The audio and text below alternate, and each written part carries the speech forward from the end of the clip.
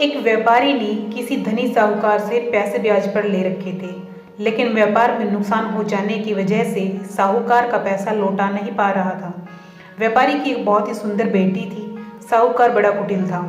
उसने सोचा कि व्यापारी पैसा तो वापस नहीं कर पा रहा, क्यों न इसकी परिस्थिति का फायदा उठाया जाए। उसने व्यापारी को एक सुझाव दिया कि अगर वह अपनी बेटी की शादी उस साहूकार से कर दे तो व्यापारी का सारा कर्ज माफ हो जाएगा। व्यापारी बेचारा मरता क्या न करता, उसने अपनी बेटी को सारी बात बताई। समस्या बड़ी थी। साहूकार अधेड़ उम्र का कुरूप व्यक्ति था।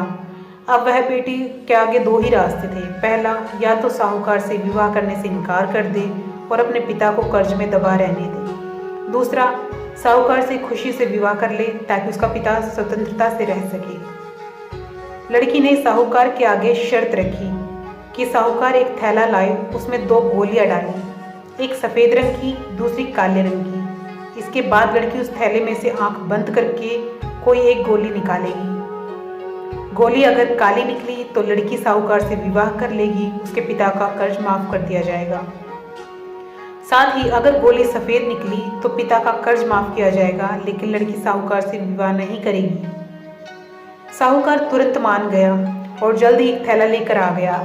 अब जब वह थैले में गोलियां डाल रहा था तो लड़की ने देखा कि साहूकार ने चालाकी से दोनों गोली काली ही थैले में डाल दी हैं। अब लड़की परेशान हो गई कि अब वह करे तो क्या करे। साहूकार का भांडा फोड़ भी दे तो भी वह दूसरी किसी चाल में उसको जरूर फंसाएगा।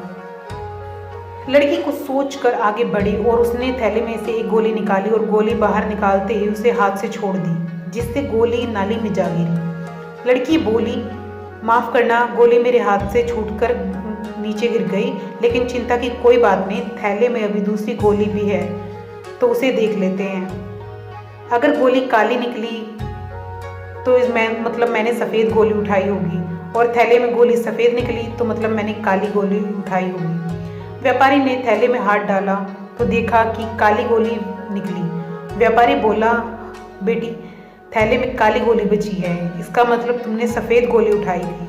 साहूकार बेचारा बोलता भी तो क्या, अगर बोलता तो चोरी पकड़ी जाती। तो इस प्रकार पिता का कर्ज भी माफ़ हो गया और बेटी ने अपनी रक्षा भी कर ली। दोस्तों, इस कहानी से हमें यह सीख मिलती है कि समस्याओं के समाधान के बारे में जब तक हम नहीं सोचेंगे तब तक समस्याओं में ही उलझे रहेंगे। अपने विचारों को खुलने दें, थोड़ा हटकर सोचें। यह भी सोचिए कि हर समस्या का हल है तो मेरी समस्या का भी हल होगा। अब आप ऐसा सोचने लगेंगे तो यकीन मानिए आपकी समस्याओं का हल भी मिलना शुरू हो जाएगा।